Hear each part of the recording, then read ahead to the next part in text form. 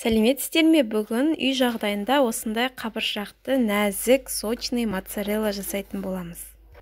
Біздің моцарелла уксуссыз пепсин мен лимон қышқылынан жасалынады. Мен 5 литр сүттен жасадым. Сүт міндетті түрде піспеген және 2-3 күн холодильникте тұрған болу керек.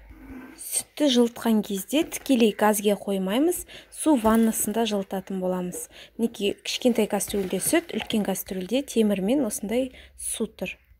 Алдымен 50 мл бөлме температурасындағы суға 1 шай қасық лимон қышқылын салып, араластырып ертіп аламыз.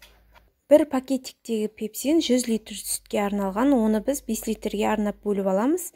Мінекей ортасынан бөлдім. Ол 50 литрді тағы 5-ке бөліп, оның жартысын салдым. Мінекей мынадай болады, микробиальный ринин деп жазылып тұрады. Қайдан алуға болады, қаз төменге жазып кетем. Оны да кішкене суға ертіп қойып қоямыз. Алдымен еріген лимон қышқылын салқын сүттің үстіне құйып араластырып аламыз. Сосын қасында тұрған үлкен кастрюлядағы су қайнап тұр.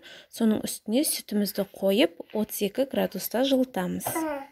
Міндетті түрде градусник керек. Менде тек осындай суға салатын градусник болды. Осымен өлшедім. 32 градустан асып кетпеу керек. Ыстық болса, біздің жаңағы ашытқымыз дұрыс жұмыс істемей қояды. Сүтіміз 32 градусқа дейін жылыған соң, ашытқымызды, жаңа пепсинімізді салып, аздап қана араластырамыз. 10-15 минут өткен соң, біздің сүтіміз осылай қоюланып, ұйып қалады. Мінекей қарап тұрғандарыңыздай. Ұйыған сүтімізді пышақтың көмегімен, ұзын пышақтың немесе шампурдың көмегімен осылай кесіп шығамыз. Тігінен, көлденеңінен, қисығынан кесіп шығамыз. Сосын су ваннасында қайтадан 41 градусқа дейін жылытамыз. 41 градустан асырмаймыз. Енді ұйытқымызды су ваннасына қоямыз. Бізде су ваннасында кастрюльдегі су қайнаған және асты жай басылып тұр. 41 градус болғанша градусникті қойып араластырып тұрамыз. Судың асты жай болғандықтан тез қайнамайды. Егер қатты ашып қойсаңыз, ол тез сүтіміз қатты ысып кетуі мүмкін. Сонда моцарелла шықпай қалады. Бізде 41 градус болды, осындай болады. Сосын бірден кастрюльді алып тастаймыз судың үстінен. Оны дуршлагқа сүзіп аламыз барлығын. Осындай масса болады.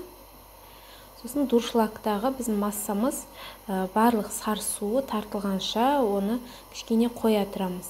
Суының бары ағып кетеді. Ол бір қалпын ұстайтын массаға айналады. Мінекей, енді осы массаны кубиктерге бөліп шығамыз. Сонан соң бізге қолғап керек. Ішінде жылуы бар қолғап немесе жұмыс қолғабын сыртынан медициналық қолғап киіп алсаңыздар болады. Сосын кастрюляға ыстық 80-90 градусқа дейін суды ысытамыз.